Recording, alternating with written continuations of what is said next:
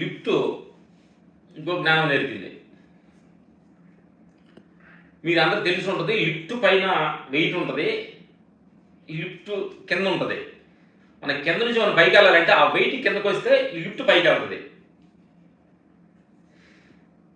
మనం ఏదైనా 5వ ఫ్లోర్కి వెళ్తే అక్కడ మనకు కావాల్సిన రూము, మనకు కావాల్సిన ఇల్లు, మన బెడ్రూము, మన ఇల్లు ఉంది. అక్కడ కానీ మనం వెళ్ళాలంటే ఏం చేయాలంటే మనం పైన ఉన్న వెయిట్ దిగాతే కానీ మనం పైకి వెళ్ళాం.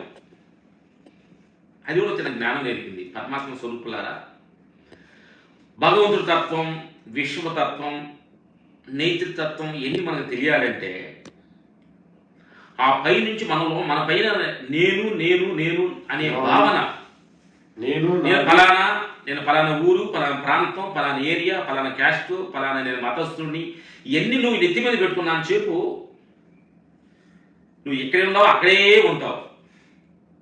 వీటన్నిటి కానీ కిందకి దించితే నువ్వు అనుకున్న సత్యం పైకి వెళ్తావు. సత్యాన్ని ఆ లిఫ్ట్ మనకు నేర్పింది. అందుకే పరమాత్మ స్వరూపులారా, ఇది ఫలానా నేను నేను అనుకుంటే నువ్వు ఎక్కడున్నావు అక్కడే ఉంటావు.